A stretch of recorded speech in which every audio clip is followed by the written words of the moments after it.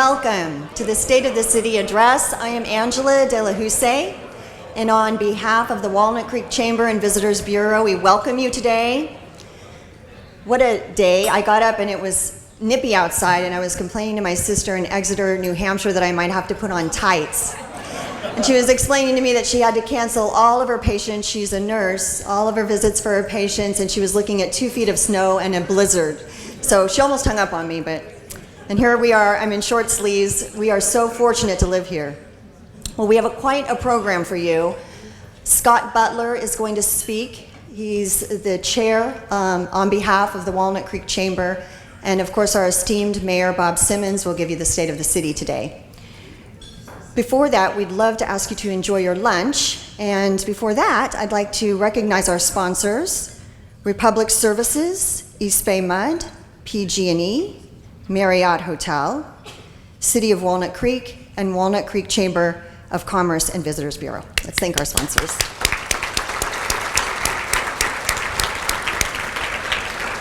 You'll also notice that there are index cards probably in the center of your table.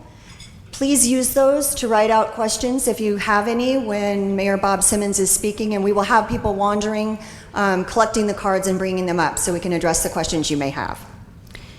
I'd also like to, at this time, introduce our special guests. This is the time of the lunch that at the end of this we have more people that stood than are seated, but let's please welcome everybody and maybe hold your applause until afterwards.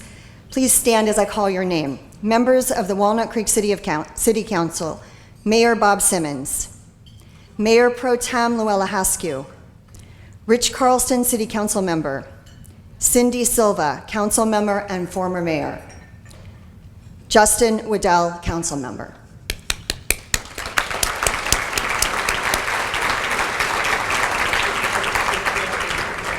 Additional past Walnut Creek mayors: Charlie Abrams, Gail Murray, and also Bart Board of Director, Kathy Hicks, and Gwen Regalia. Thank you.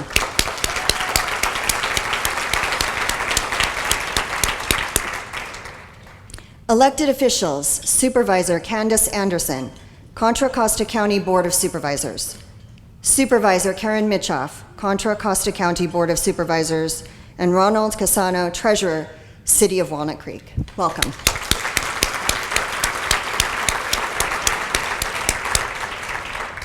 Other special guests: Cindy Chin, District Director, Assemblywoman Catherine Baker's office. We also have Satinder Mali, District Director, Assemblywoman Susan Bonilla office. Ken Nordoff, City Manager, City of Walnut Creek. And Thomas Chaplin, Chief of Police, City of Walnut Creek. Welcome.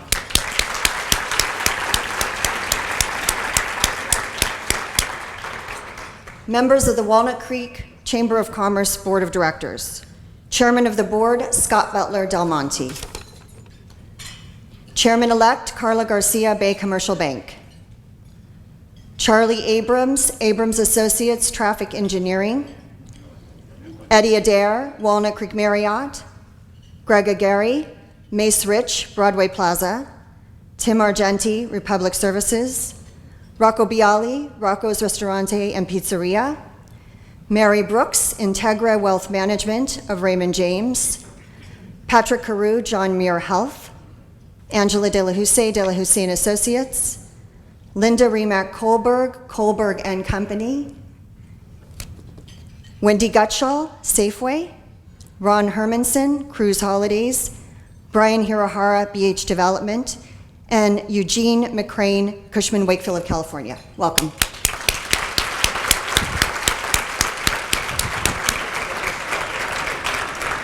From that board of directors not in attendance, we also have Leslie Dawson, Dawson CPA firm, and Body Waters, Changes Salon and Day Spa.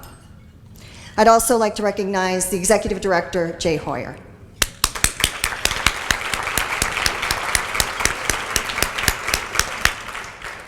Past chairmen of the Walnut Creek Chamber of Commerce and Visitors Bureau include, and please stand, Rich Carlston, Greg Chan, Harriet Heibel, and myself.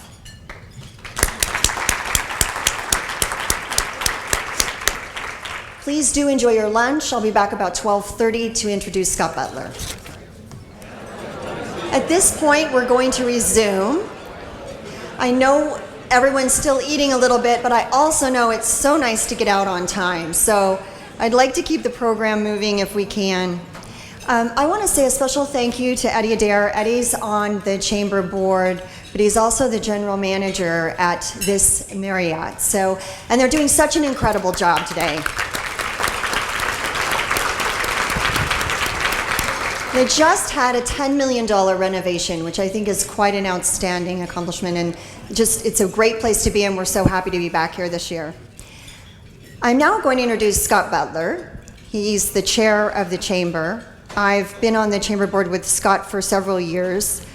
It's an honor to work with him, and he's also on the Shadelands Board with me. Scott is Vice President, R&D, Quality and Operations Services for Del Monte Foods Incorporated.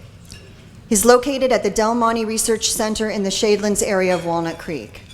Responsibilities include corporate engineering, environmental management systems, agricultural research, food safety quality systems, government and regulatory affairs, nutrition, corporate sustainability, product development, real estate, and corporate continuous improvement programs.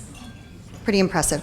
Scott also is a member of a business advisory board at the Food and Drug Branch of the California State Department of Health. He is also very involved with Food Safety and Regulatory Committee with the Grocery Manufacturers of America.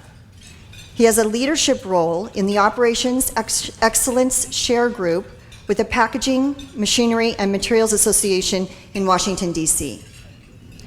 Scott has held a number of senior positions at Nestle and Del Monte Foods during his 39 years in the food industry.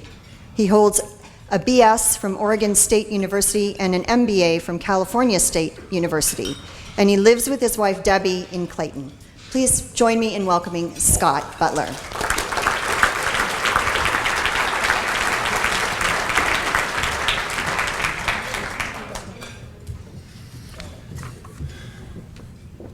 Well, I get tired of all those things that I have to do at work, and I'm a little disappointed in Angela. Not really her fault. She stole my New York City weather introduction. I was driving down Ignatia Valley Road on our way here, and actually I was moving along pretty quickly, so we don't have to have any Ignatia Valley jokes today. But I was listening to the mayor of New York City and thinking that many of his duties are obviously quite a bit different than the mayor, Bob Simmons' duties here in Walnut Creek, and certainly closing the roads for snow is not one of the things that we have to worry about. So getting into the Chamber of Commerce, and number one, thank you all for coming. This is one of our bigger events every year, and it's kind of interesting to see who shows up, and it's kind of the who's who of the Walnut Creek area. So it's exciting to see some people that you see during the year, and also meet a number of new faces that are new to me, but certainly important contributors to what goes on in the city of Walnut Creek. The Walnut Creek Chamber of Commerce and Visitors Bureau core areas of responsibility and focus include creating a strong local economy, promoting Walnut Creek, providing networking and business contacts, representing the voice of business to government, and leading political action. 2014 was another year of growth for the Walnut Creek Chamber of Commerce and Visitors Bureau, thanks to efforts of a myriad of volunteers and a very strong staff. A big project for the Chamber has been partnering with the City of Walnut Creek and the Shadelands Business Improvement District. My company, Del Monte Foods, has been located in the Shadelands Business Park since 1969, and I think we're the longest surviving company in the Shadelands area now, with departures of some of our neighbors. I can tell you this is the most exciting initiative for the Shadelands that any of us can remember at Del Monte. We have already secured, the district has secured the shuttle service, direct shuttle service from Pleasant Hill BART to the Shadelands Business Park. And very soon we will be able to offer that shuttle service free to our customers, to our employees, and to the surrounding neighborhoods in the Shadelands area. So we're very excited about that. And we're just getting started. Angela mentioned the team we're working with. Angela's chairing that activity. And we had a meeting a couple of weeks ago, and I was really excited to see the partnership between the chamber, the local business owners, and the city of Walnut Creek. I think, the Shadelands has obviously had some challenges in the last several years, but I think we have the team in place and the structure in place to really make some interesting things happen in that area. You can watch for much more to come as we create new marketing materials, build a special sense of place, work on added security, including a possible police substation, and improve signage and wayfinding in the Shadelands Business Park. And I think we're just getting started. I think that the team involved has a lot of ideas, a lot of energy, and many good things are going to happen over the next several years. Even though a large number of people have been working on this project, I would like to make a special thank you to Angela. Angela brought us together about 4 years ago when she was the chair of the Chamber of Commerce, and really had the foresight to see that there was opportunities to re-energize the Shadelands Business Park and draw attention to serious challenges that exist there. I cannot overstate the importance of this project as we work to improve our local economy with quality jobs and exciting new opportunities. And even though I work there, this is of personal interest to me. I came to the Shadelands when I was a junior in college, and I was on a field trip. And I was visiting Del Monte Foods as, find out a little bit more about the food industry. And I thought, gosh, this would really be a cool place to work. I grew up in rural Oregon, and to be in this business park and see this brand new research center in the mid-'70s was really exciting. So, number one, having the opportunity to return there some 25 years later and actually be the manager of the facility, but even more now a second and third opportunity to have a bit of a rebirth of the Shadelands area is very exciting. I'm very fortunate to play a small part in that activity. By partnering with the Walnut Creek Convention and Visitors Bureau, we continue to generate more marketing outreach to attract visitors to Walnut Creek to stimulate our local economy at an accelerating pace. On average, overnight visitors spend about $385 per day in our community.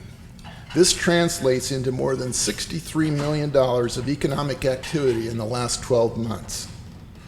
Last year, we represented Walnut Creek at travel conferences from Sacramento to Las Vegas, and we are planning to attend more in the upcoming year. The CVB is also conducting a state-of-the-art digital campaign to reach thousands of potential visitors to Walnut Creek. Our partners at Digital First Media and our friends at Bay Area News Group are helping us feature Walnut Creek 24/7 to especially targeted online viewers as they contemplate their travel needs. Special thanks to the Walnut Creek Convention and Business Bureau, and we have been aggressively promoting many other organizations as a result of our efforts, including the Lindsay Wildlife Museum, the Ruth Bancroft Garden, the Walnut Creek Half Marathon, the Mount Diablo Interpretive Association, the Aquanauts, Save Mount Diablo, Walnut Creek Downtown, Broadway Plaza, Walnut Creek International Short Film Festival, and of course, this last year, the Walnut Creek Centennial. And I was just thinking as I was reading through that, if you can't find something to do in Walnut Creek, that's not our problem. There's a lot going on here. Has this all worked? Yes, it has. You bet it has. One remarkable project resulted in 10-page marketing spreads in 5 issues of M Magazine, which has an advertising benefit to the city of $125,000. Also, thanks to our friends at Rowcliffe Associates, Walnut Creek got national coverage for our very unique, I think we would all agree, very unique Turning Heads fountain on Main Street. Our major chamber events are also reporting successes this year. Last year's Walnut Creek Art and Wine Festival showcased additional music stages, more food choices, nearly 200 art booths, and a lot of sunshine for the nearly 90,000 visitors. I hope all of you have May 30th and May 31st marked on your calendars for this year. Mary Ann Quinn and her Art and Wine Committee have plans for an even bigger and more exciting festival, again in the Heather Park Farm. I didn't write this in here, but I'm particularly interested in the craft beer area myself. So I'm voting for growth in that department. The East Bay Women's Conference continues to be a phenomenon. Last year, the 9th year in a row, all 566 seats were sold out. We're well on our way this year with featured speakers like Gina Davis, Debbie Sterling, and our MC, Dan Ashley. And I had written in here, as of today, there's 100 seats left. Jay tells me that that's down to 40. So if you're interested in attending, be sure to grab an invitation on your way out, or better yet, register today online at walnut-creek.com to be sure you secure a spot at the next conference. And thank you for Colleen Benatar and the entire Women's Conference Committee for an incredible job. These folks really do an incredible job, and this is a world-class a meeting that really adds a lot of value to our community. And I guess I said 9 years. Of special note, this is the 10th anniversary of the Women's Conference. So I think the organizing committee is really pulling out all the stops for this one. So if you haven't signed up, I would very much encourage you to do so. Walnut Creek on Ice just wrapped up a great skate season. Over 40,000 skaters took to the ice in the 9th season. This event takes a lot of work, so a big thank you to our partners at Walnut Creek Downtown, the Volunteer Rink Committee, and especially to Neil Gerstner and, of course, Angela once again. I have Angela all over here. She does such an incredible job for the Chamber and for our community. As well as our friends helping out from the city of Walnut Creek, our wonderful rink operators, Special Ice, and to the entire community that comes out each year to enjoy Walnut Creek on Ice. In addition to our events, we're also busy in the 28th year of leadership Contra Costa County. Just like to get a show of hands of how many people in the room have been participated in leadership Contra Costa County. Wow. Every time we ask that question, it's just an amazing level of participation that we've had over the 28 years. It's a fabulous program. It's really amazing to think about the extraordinary impact that our graduates are making every day in communities from Walnut Creek to Sydney, Australia.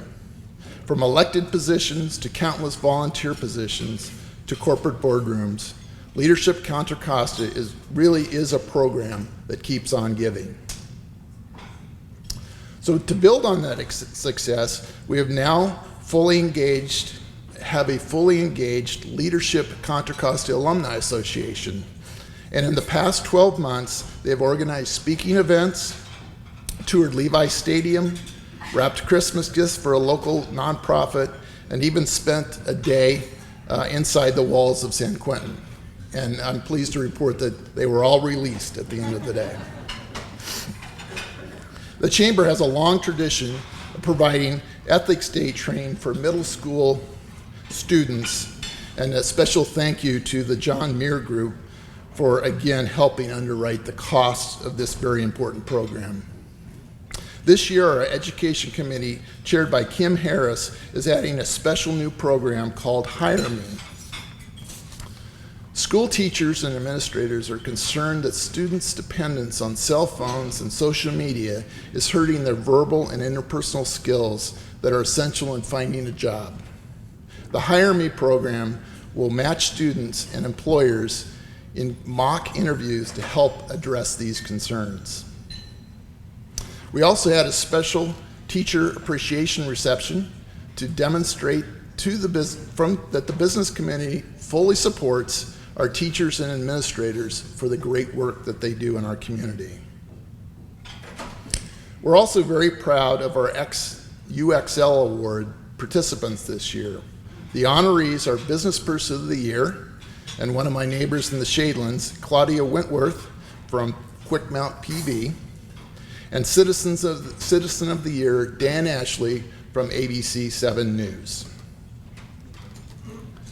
Networking, business, government, and educational stakeholders is an important role for the Chamber. We continue to conduct monthly business and social hour events, and where we bring people together to relax and get to know one another. Thank you, Sean Filarde from the Chamber staff, for working behind the scenes to make these events fun as well as productive. I'd also like to give a special shout out to Linda Kohlberg.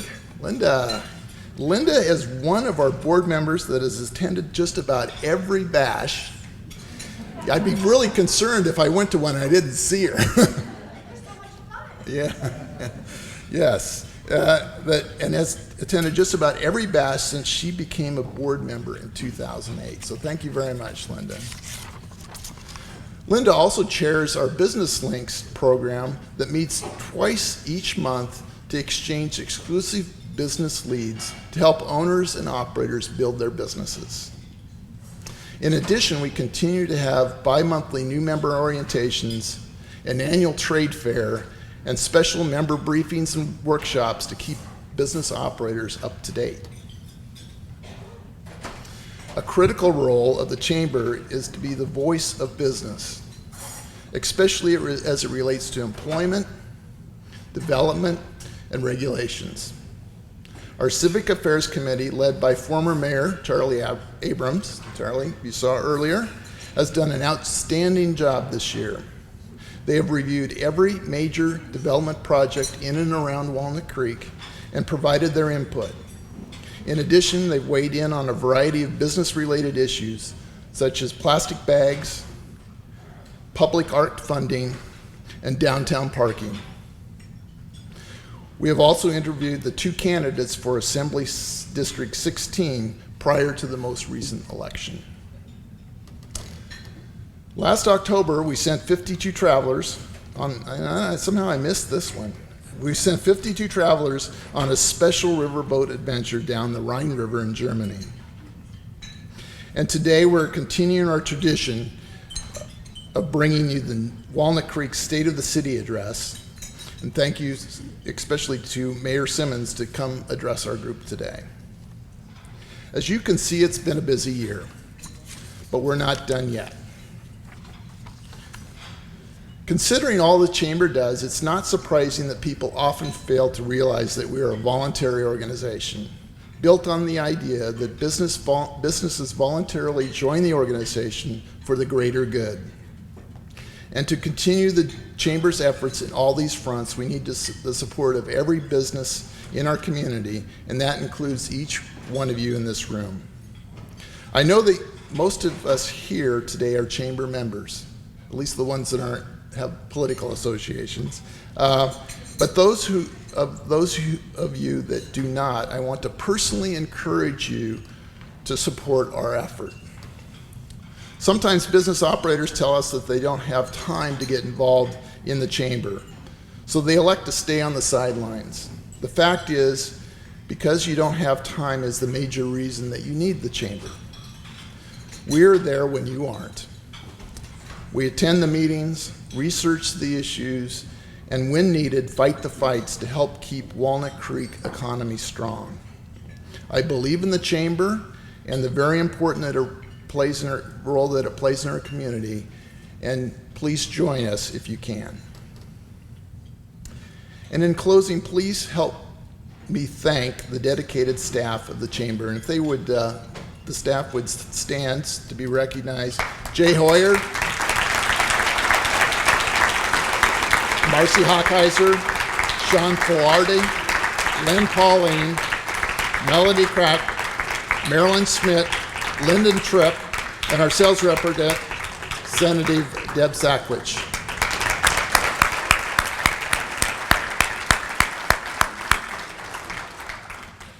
And just one final thought. You know, Walnut Creek is a wonderful community in which to live, work, and play.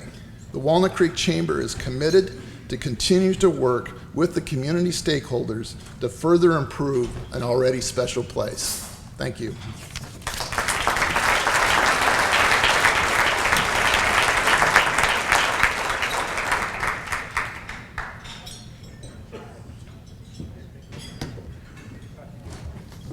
Thank you, Scott.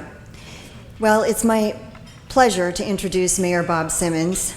And as a personal anecdote, I have been on the open space walking tour with Mayor Simmons, and I can say that he can name every single flora on the walking trail itself, every fern, every plant, every flower, and he can not only do that, he can also name every visible flora in the near distance.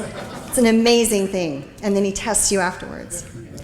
Mayor Bob Simmons was elected to his first term on the City Council in November 2008. He served as mayor in 2012 and again in 2015. He was formerly a member of the Walnut Creek Planning Commission, serving from 2004 to 2008 and serving as chair in 2006. Prior to that, he served on the Park, Recreation, and Open Space Commission from 1999 to 2004, chairing in 2003. His community affiliations have included Walnut Creek Open Space Foundation, past president and board member, Castle Rockfield Restoration Committee, co-chair, Northgate Bronco Boosters, board member, Walnut Creek Little League, board member, and Sustainable Walnut Creek. In addition, Bob has been a youth sports coach, an avid hiker with the Orinda Hiking Club, a docent for the Bedford Gallery's public art walking tours, a volunteer tutor with Diablo Valley Literacy Council, a volunteer with Friends of Ignacio Valley Library, a mediator for the Congress of Neutrals, and a master gardener with the Contra Costa County Master Gardener Program. Bob obtained his Bachelor of Arts degree in economics from the University of Wisconsin in 1970 and earned a Juris Doctorate degree from the University of Wisconsin in 1973. While working as an attorney for the Office of General Counsel, U.S. Department of Agriculture, Bob also earned a master's degree in natural resource law from the National Law Center at George Washington University. When he retired in 2004, he was the regional attorney for the department's Pacific region, supervising 25 attorneys in 3 states. Bob was born and raised in the Milwaukee, Wisconsin area. He and his wife Judy moved to Walnut Creek in 1987 with their 2 sons, Paul and Mike, both of whom attended Walnut Acres, Foothill Middle, and Northgate High Schools. Paul graduated from San Diego State in 2004, and Mike graduated from UC San Diego in 2006. Before Mayor Simmons gets up to speak, he has told me that the city is going to show a short video.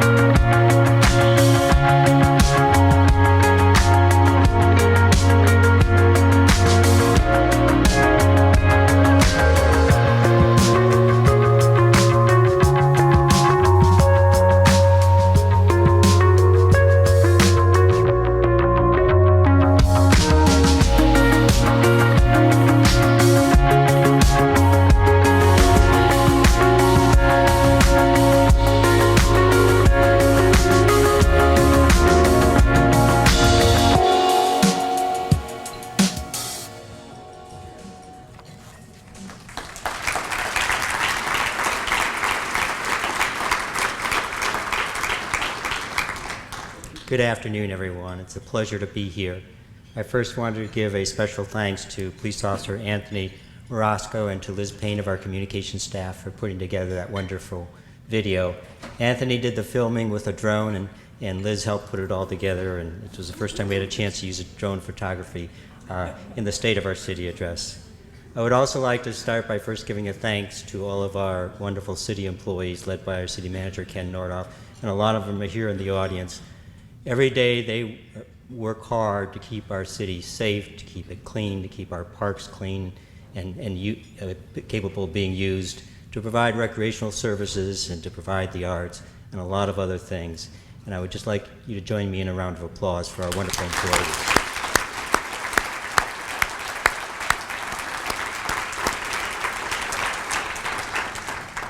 And for both Jay and Scott and the board of the Chamber, I would like to thank you for everything you do. When I travel around and talk to mayors from other cities, they are always amazed at how community-oriented our chamber is. And I think it is one of the reasons why we are as successful a community as we are. So thank you for that. 2014 was a very busy and productive year. I'm going to talk about 5 areas when I talk about 2014. They're going to be public safety, fiscal issues, support for business, the environment, and the quality of life. Some of the things Walnut Creek did in 2014 include, for public safety, our police department increased its community policing by placing school resource officers at both Los Lomas and at Northgate, and by opening up an office in the Rossmore Shopping Center. Our police department is also working on using social media so that our beat officers can be more connected to the neighborhoods that they patrol. We improved as a city pedestrian and bicycle safety through a lot of street improvements, considering both Buena Vista improvements and the ongoing Geary Road improvements. And with our 2 new scramble intersections that we had to spend some time making sure people understood how to use them, but people generally seem to like what we're doing there. For fiscal restraint, we adopted a balanced budget for 2014-2016 that included modest increases for our employees and the continued funding of our library hours, which is really important to our community. We moved towards greater transparency of our city through a significant investment in IT, and you should expect to see a new, more user-friendly city website very shortly. For our business community, we sought to revitalize the Shadelands Business Park, and I think Scott talked in detail about the effort going on there, but we did it through approval of the Shadelands Improvement District and through approval of the Orchards, a retail project in that area. In the very near future, as Scott indicated, as a result of an agreement between the PBID and County Connection, the bus that serves that area and the Pleasant Hill BART will be free to all users, and that will be a significant enhancement, I believe, to the Shadelands area. We moved to enhance our downtown by allocating $500,000, sorry. We sometimes get confused on zeros here. To a downtown enhancement initiative, and more importantly, by deciding to work with the local business community to decide how those monies should be invested. You should expect a decision in March. We moved to increase our parking experience by making significant changes in our downtown parking and by making the changes more visible with the large banners on our city garages. I did a public walk in January, and we're showing a number of downtown residential construction sites, and I came up to this spot and I told the people just to look up in the garage, and that was the one place they all stopped. They wanted to read the sign because they wanted to see what the parking experience was like in Walnut Creek. The result of all of the changes is that there are times during the peak hours that our parking garages are full, which is really what we want to be the case. We moved to increase the financing options for business and residents interested in reducing their electrical energy expenses by approving a resolution entering into a program which is called PACE, which is the Property Assessed Clean Energy Program. This has the potential to significantly increase the amount of clean energy produced in our city and to reduce the expenses of those people who wish to choose that option. To make our downtown more vibrant, to reduce the dependency on cars, and to encourage people to walk, we acted to increase residential density near BART and near the downtown. The result was more residential construction in downtown Walnut Creek than at any time in our history. There are over 10 multifamily residential construction projects going on right now in our city. Many will be completed in 2015, but some new ones will start, and we'll see some others come in for approval. Residential construction in our downtown will continue to be a major focus of community attention, as well it should be. I reintroduced Walnut Creek Walks this year, and the first walk, as I commented earlier, was a downtown residential construction site walk. I did that walk twice with Gail Vassar, our community and outreach manager. Over 70 people attended those two walks. They had a lot of questions. They asked about height, about setbacks, about the impact of schools, about parking, and whether or not we were requiring them to comply with parking standards, about traffic, and what impact these newcomers will have in our community. And there was a lot of concerns, and we talked about it.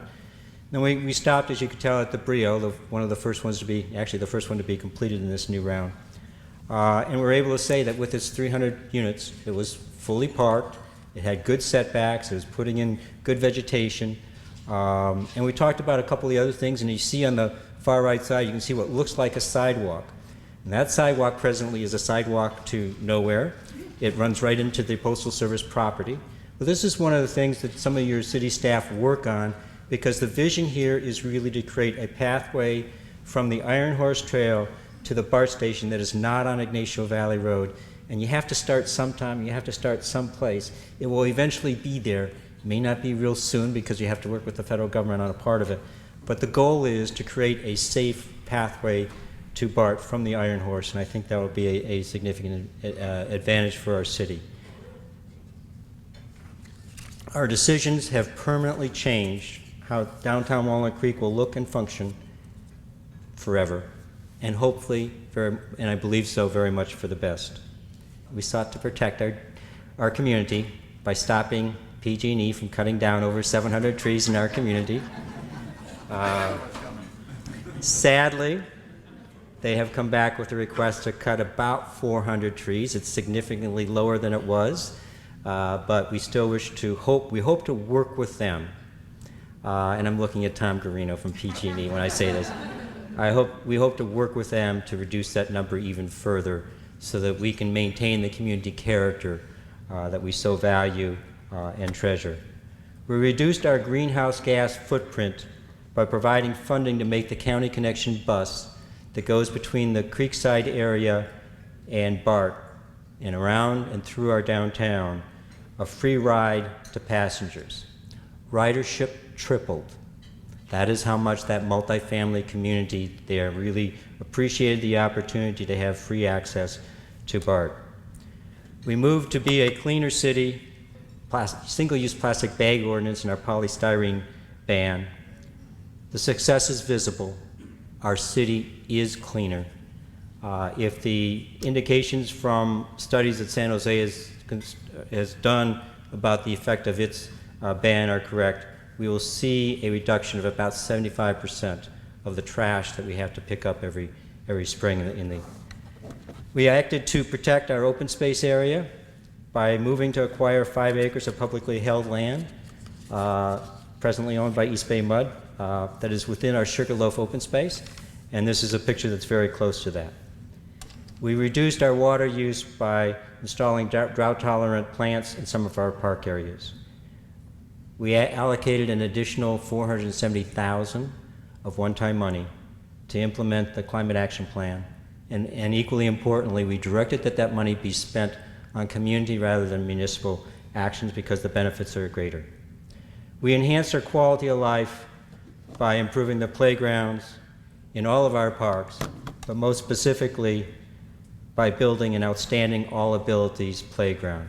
Once we made the initial decision and allocated a total of $350,000 to that effort, we received outstanding support from the county, and thank you, Supervisor Mitchoff, and the community, and ultimately built a $1.3 million playground that many consider to be the Disneyland in Walnut Creek. We moved to be a healthier city by enacting a strong secondhand smoke ordinance. We enhanced our image as a city that embraces public art by bringing the Hand of Peace, a signature piece of public art, back to our city and prominently placed it in Civic Park.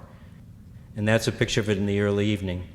In addition, the utility box art program of Walnut Creek downtown and the actions by some developers to use construction fencing to display art are further enhance our reputation as a community that embraces and relishes art.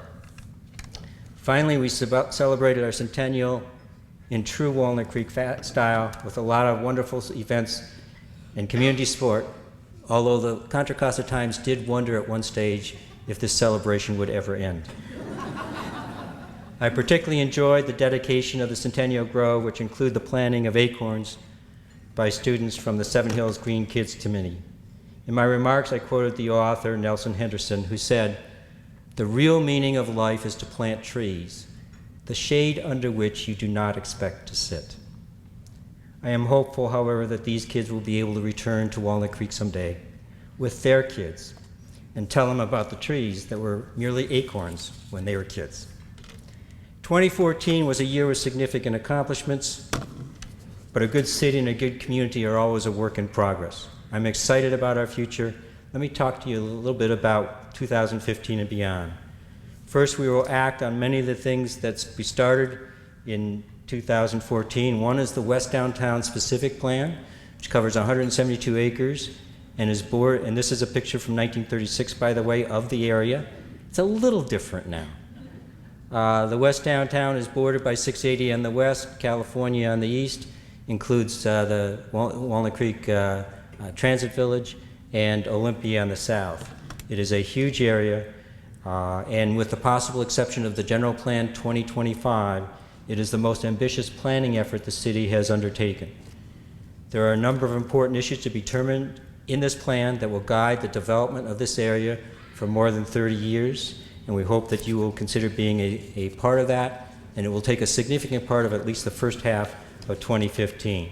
We will also complete the pedestrian master plan to make the city safer for people who like to walk like I do, and an update to the public art master plan. We will start work on the North Downtown specific plan, which is Civic on the south and east, 680 on the west, and Parkside on the north. We will likely act on several ordinances, including a transportation demand ordinance, a wireless communications facility ordinance, and possibly a regional taxi ordinance in order to make those things more effective in terms of their operation. We will work on changing the zoning in the Shadelands Business Park to make it more flexible, work on enhancing our downtown, and work on securing a downtown hotel. We will consider building a new city-owned parking garage in downtown Walnut Creek, and we'll start construction of a new pool at Larkey Park. Just as with the All Abilities Playground, it was amazing to see the community and the county, and thank you, Supervisor Anderson, step in with significant financial support to make the Larkey Pool much better than it could have been with just city financing. It'll be a treasure for the future. One of the community partners that participated so much in that was the Aquanauts, the Walnut Creek Aquanauts, who celebrate their 50th anniversary in Walnut Creek in 2018 and are looking to make Larkey Pool their home for years to come. On the private side, we will likely see the completion of the second new parking garage at Broadway Plaza, and it was amazing to see how quickly that first garage went up, as well as the completion of the center part of the retail redevelopment. And we will likely see the completion of the orchards that I mentioned before that will hopefully really help revitalize the Shadelands Business Park. This kind of shows you what the relationship is between the existing plan for the area and the proposed. And you can see a significant increase in housing units, a moderate increase in office space, and a smaller increase in retail. And this is where I was going next and say, and I hope that we will see the opening of a new rooftop dining experience in Walnut Creek, right at probably one of the most important corners in our city, and we're really looking forward to that. So that's a part of what 2015 will look like, but 2015 is also the start of Walnut Creek's second century. You could call it Walnut Creek 101 if you wish. And where were you in Walnut Creek 101? It doesn't quite resonate yet, but maybe it will someday. What will Walnut Creek be like in 20, 30, 40, or 50 years? I might be here at the early part of that. I don't think I'll be here at the later part of that. I believe that we will continue to be fiscally conservative and politically cautious. And by those terms, I mean that we don't take on huge amounts of debt without a clear mechanism for funding the repayment of that debt. And we don't take positions on issues of national or international concern, but we focus on those issues that are important to our community and how we can make our community the best that it can be.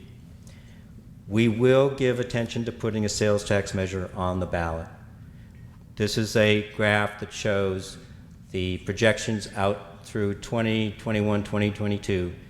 It shows that the projected expenses continue to be in excess of the projected revenues, and doesn't look like that's changing anytime.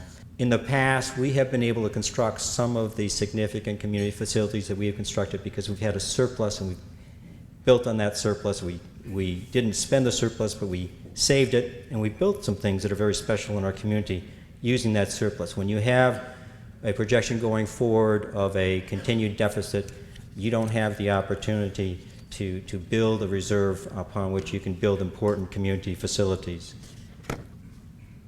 Two quick more slides. This kind of shows you that of every property tax dollar you get, the city gets less than 10 cents.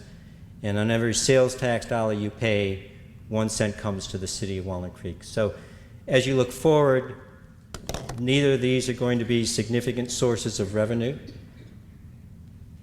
And then this shows what our general fund revenues in comparing just before the recession and today. And you can see that the property tax on the left side doesn't show a lot of change.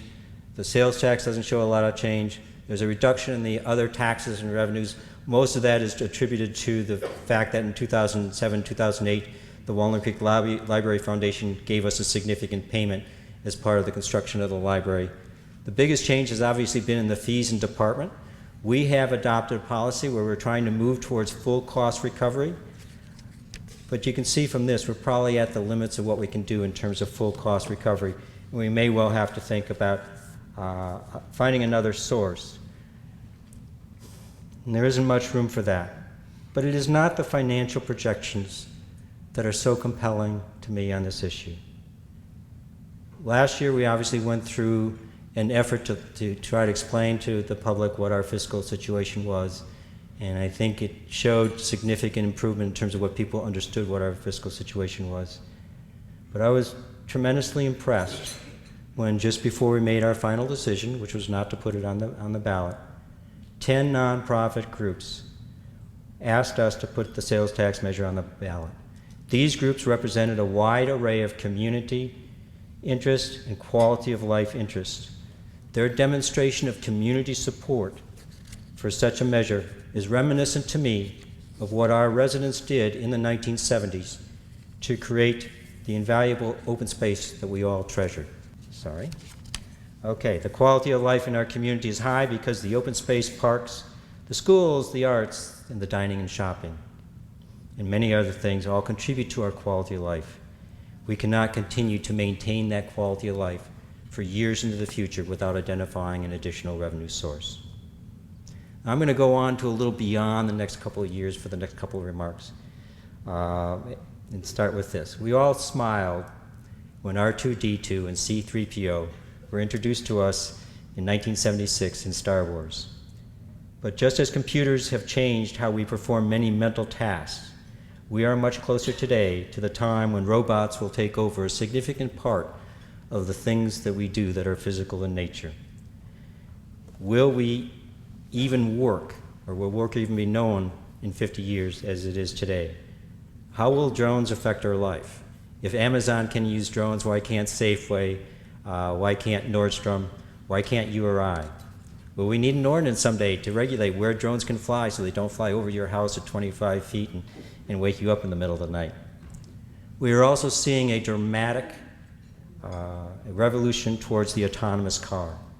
Some people like it, some people don't. But imagine having a car that drops you off at the restaurant, parks itself, and then returns to pick you up when your meal is done.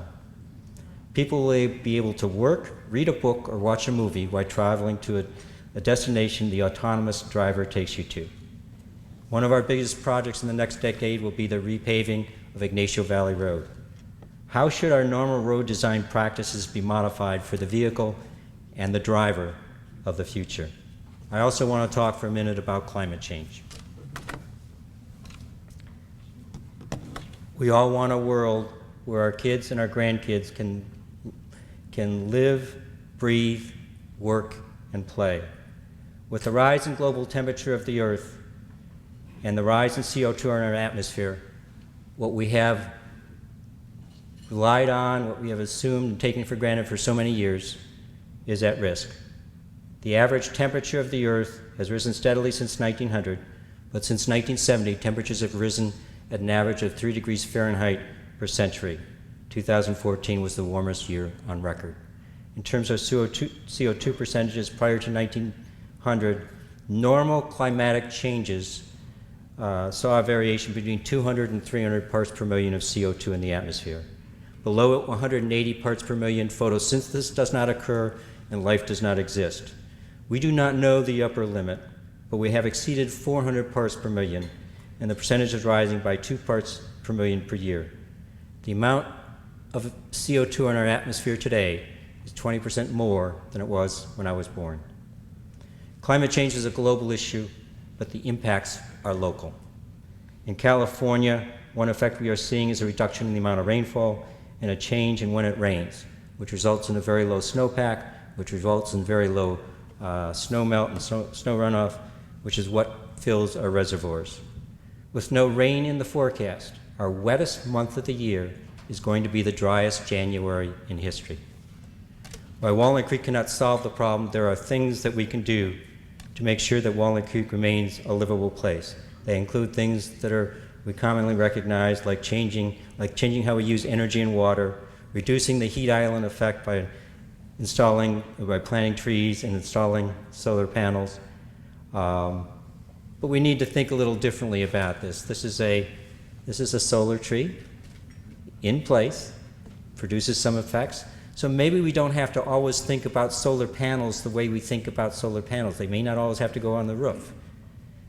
This is a wind turbine in Chicago, which produces energy, doesn't kill birds, and maybe we need to be thinking about how can we embrace the new technology that is coming forward that we should be utilizing as we move forward. However, I also believe, this won't surprise my counterparts on the council, that we need to bring agriculture back to Walnut Creek and back to central Contra Costa County. We are witnessing the beginning of the third agricultural revolution. In Asia and in the United States, we are seeing a move towards indoor agriculture and the use of specialized indoor agriculture technology. In one 25,000 square foot plant in Japan, they are producing 10,000 heads of lettuce a day, using 1% of the water that it takes a head of lettuce to grow in the field. This is a tremendous opportunity for us to grow food locally. This is a subject the City Council will be addressing this spring, and I hope you participate. To be successful, we require a public-private partnership, but indoor agriculture technology represents an opportunity for research, an opportunity for education, an opportunity for jobs, and the opportunity to feed our community with healthy food that is grown locally. The technology is moving so fast that the next 5 years will determine whether Central Contra Costa County will be known as a center of agricultural excellence or continue to be known as a transportation corridor. I said at the outset that I was excited about the future, and I am. If we embrace the new technology and work in partnership when we can make a better future.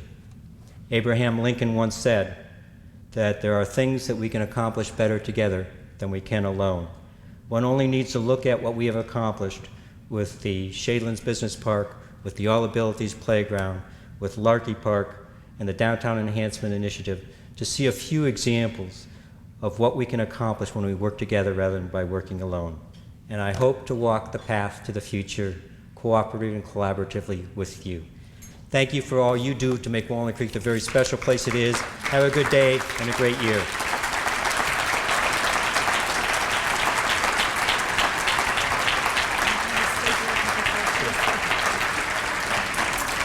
Thank you, Mayor Simmons.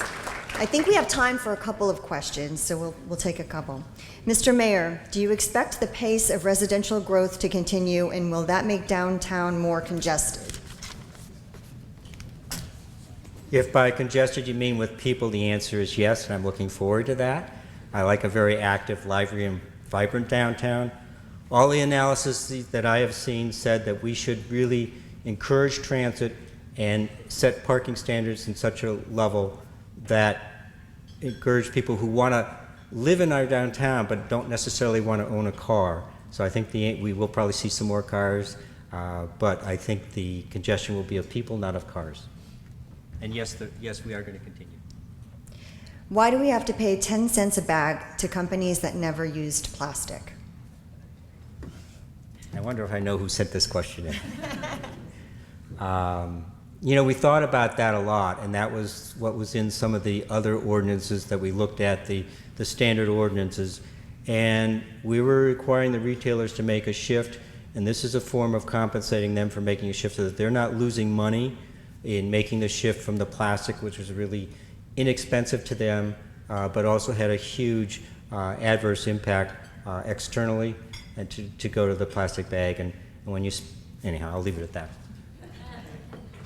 We're getting close on time, so we'll do one more. As the economy continues a robust expansion, will the city address our aging office building inventory through identification of development of downtown office building sites? Oh, that's a new question. I don't know about the downtown, if you're talking about the pedestrian retail downtown. I think when you saw the slide about the west downtown, there was a clear vision to put additional office there. And I think that if this is of interest, that when we start the process for the north downtown specific plan, which is very close to our pedestrian downtown, that is the place for those issues to be, those concerns to be expressed and identified, so that, you know, the people that work on the plan can make an appropriate adjustments in the plan. Thank you so much. Thank you.